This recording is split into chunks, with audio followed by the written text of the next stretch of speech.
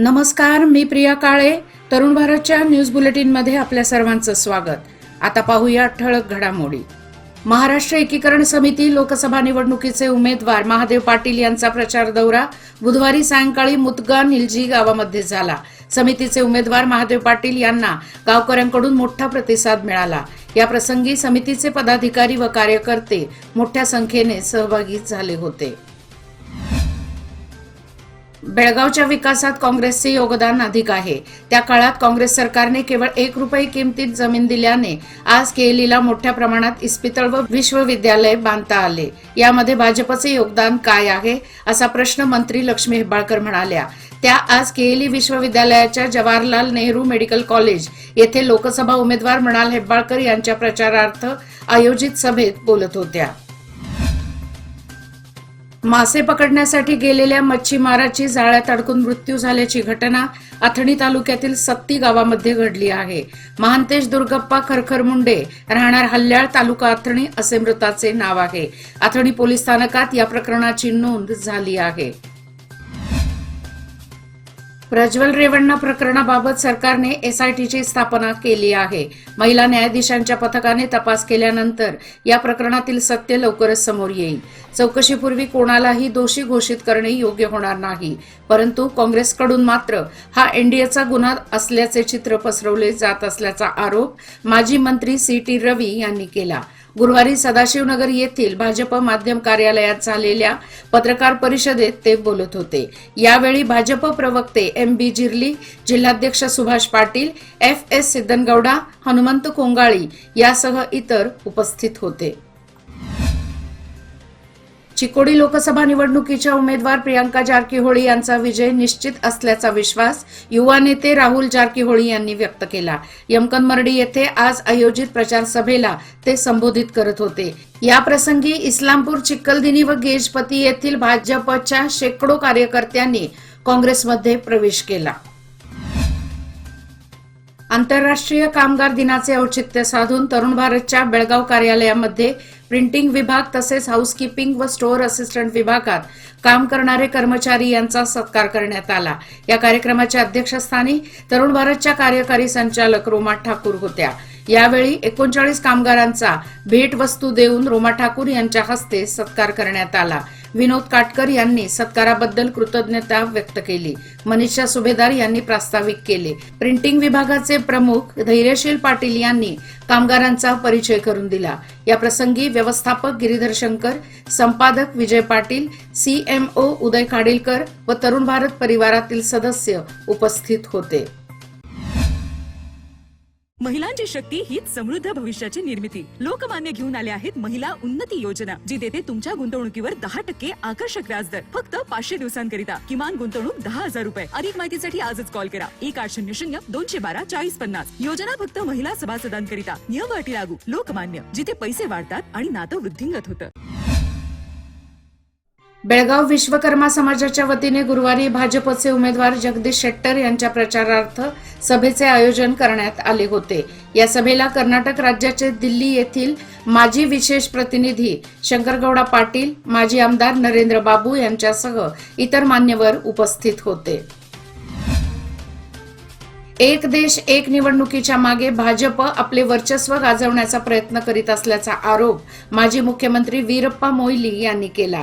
आज बेळगाव शहरातील काँग्रेस कार्यालयात बोलवण्यात आलेल्या पत्रकार परिषदेत ते बोलत होते. एक देश एक निवडणुकीमुळे आपल्या पक्षाला अधिक मते मिळतील असे मोदींना वाटत आहे. यंदा भाजप 400 पार नाही तर 150 ते 200 मतदारसंघात जिंकणे कठीण असल्याचे सांगितले. या प्रसंगी आमदार आसिफ सेठ, ग्रामीण काँग्रेस अध्यक्ष विनय नावलगट्टी व इतर उपस्थित होते. सध्या झी मराठी वाहिनीवर सुरू असलेल्या अप्पी आमची कलेक्टर या मालिकेत बेळगावच्या ज्योत्स्ना संजय पाटील हिला काम करण्याची संधी मिळाली आहे.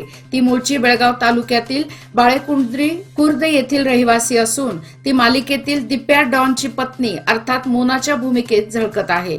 ज्योत्स्ना ही आधी बेळगावात तयार झालेला दडपण या चित्रपटात तिने काम केले होते. आता तिला पुन्हा अप्पी आमची कलेक्टर या मालिकेत काम करण्याची संधी मिळाल्याने तिला बिग ब्रेक मिळाला आहे. यावर ज्योत्स्ना हिने आपल्या आई वडिलांचे तसेच समस्त बेळगावकरांचे आभार मानले आहेत.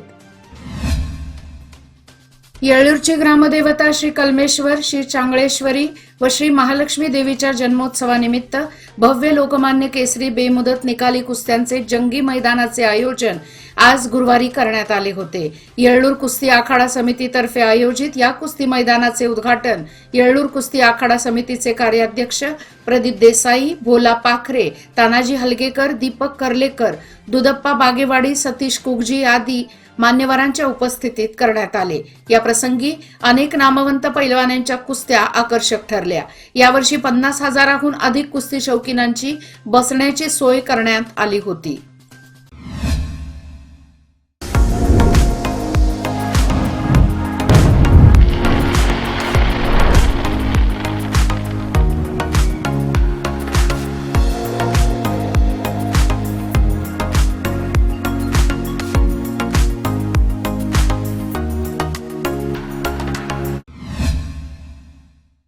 चिकोडी येथे राजू कागे यांच्या विरोधात भाजपने आंदोलन केले. चिकोडी भाजप कार्यालयातून भाजपचे अध्यक्ष, उपाध्यक्ष यांच्यासह कार्यकर्त्यांनी भाजप कार्यालयापासून बसव सर्कल येथे येत निषेध केला. आमदार राजू कागे यांच्या विरोधात घोषणाबाजी देऊन संताप व्यक्त केला. यावेळी जिल्हा भाजप अध्यक्ष सतीश आप्पाजी गोळ, महिला मोर्चा अध्यक्ष शांभवी अश्वतपूर, चंद्रशेखर कवटगी, आप्पासाहेब चौगुला, राजू नेरली यांच्यासह अनेक भाजप कार्यकर्ते उपस्थित होते. गत 20 वर्षांपासून चिकोडी सदलगा मतदारसंघात तर त्यापूर्वी सदलगा मतदारसंघात आम्ही विकास कामे मोठ्या प्रमाणावर केली आहेत. चिकोडी सदलगा मतदारसंघात मोठ्या प्रमाणात विकास कामे राबवली असताना देखील आम्ही अजून समाधानी नाही. रस्ते, मंदिरांचा जीर्णोद्धार, पिण्याच्या पाण्याची व्यवस्था आदींसह अनेक कामे आपण केली आहेत. आता तब्येत साथ देत नाही. त्यासाठी ही निवडणूक माझी शेवटची आहे. त्यासाठी प्रियांका जारकीहोळी यांना मोठ्या मताधिक्याने निवडून द्यावे अशी भावनिक हाक आमदार प्रकाश हुक्केरी यांनी कार्यकर्त्यांना दिली. ते चिखलवाड येथे कार्यकर्त्यांच्या बैठकीत बोलत होते. येत्या 7 मेला लोकसभेच्या निवडणुका होत असून या निवडणुकीच्या पार्श्वभूमीवर कर्नाटक महाराष्ट्र सीमेवरील सर्वच मुख्य रस्त्यावरती अवैध माल वाहतूक व अनाधिकृत रक्कम येऊ नये यासाठी तपासणी नाके उभारण्यात आले आहेत. त्याप्रमाणे मांगूर येळगुड मार्गावर मांगूर गावाबाहेर चेकपोस्ट उभारण्यात आला असून निवडणूक अवघ्या 3-4 दिवसांवर येऊन ठेपल्याने या नाक्यावरती सर्वच वाहनांची कसून तपासणी करण्यात येत आहे. गेल्या 60 वर्षात काँग्रेस पक्षाला जे जमले नाही असे कार्य पंतप्रधान मोदी यांनी 10 वर्षात करून दाखवले आहे. त्यामुळे विकासाचा वेग वाढला असून भारत 10व्या स्थानावरून 5व्या स्थानावर आला आहे. जागतिक क्षेत्रात मोदींचा दबदबा असून पंतप्रधान मोदी यांना 3ऱ्यांदा पंतप्रधान करण्यासाठी चिकोडी लोकसभा मतदारसंघातून भाजपचे उमेदवार अण्णासाहेब जोल्ले यांना विजयी करा असे आवाहन केएलई संस्थेचे कार्याध्यक्ष डॉक्टर प्रभाकर कोरे यांनी केले. ते मांजरी येथील लक्ष्मी सोसायटीच्या सभागृहात भाजपचे उमेदवार अण्णासाहेब जोल्ले यांच्या प्रचारासाठी केरूर व मांजरी जिल्हा पंचायत मतदारसंघातील कार्यकर्त्यांच्या सभेत बोलत होते. कोगनोळी व परिसरात दिवसेंदिवस तापमान वाढीमुळे नागरिक कासावीस होऊ लागले आहेत. पहिल्यांदा 40 अंशावर तापमान वाढ झाल्याने उन्हाचे चटके नागरिकांना सहन करावे लागत आहेत. भर दुपारी ग्रामीण भागातील रस्ते देखील ओस पडू लागले आहेत. सध्या लोकसभा निवडणुकीच्या दुपारच्या प्रचार सभा व प्रचार फेऱ्या याकडे मतदार पाठ फिरवू लागले आहेत. दुपारच्या लग्न समारंभांना देखील गर्दी रोडावू लागली आहे. आठवडा बाजार देखील सायंकाळी 5 नंतर भरू लागले आहेत. तसेच उष्म्यापासून बचाव करण्यासाठी शीतपेयांचा आधार घेण्यासह विहिरी व नदींवर पोहोचण्यासाठी गर्दी होत असल्याचे दिसत आहे. लोकसभा निवडणुकीत मतदानाचा टक्का वाढावा यासाठी प्रशासनातर्फे प्रयत्न सुरू आहेत. त्याचाच एक भाग म्हणून गुरुवारी निप्पाणी शहरात प्रशासनातर्फे मतदान जागृतीसाठी सायकल रॅली काढण्यात आली. निवडणूक निरीक्षक GS पांडादास यांच्या नेतृत्वाखाली ही रॅली काढण्यात आली.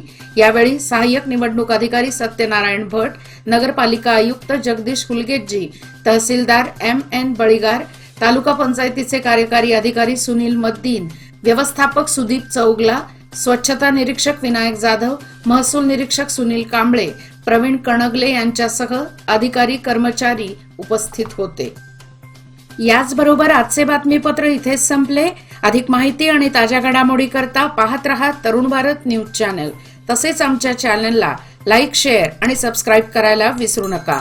आणि विश्वासार्ह बातम्यासाठी दररोज वाचा दैनिक तरुण भारत. धन्यवाद.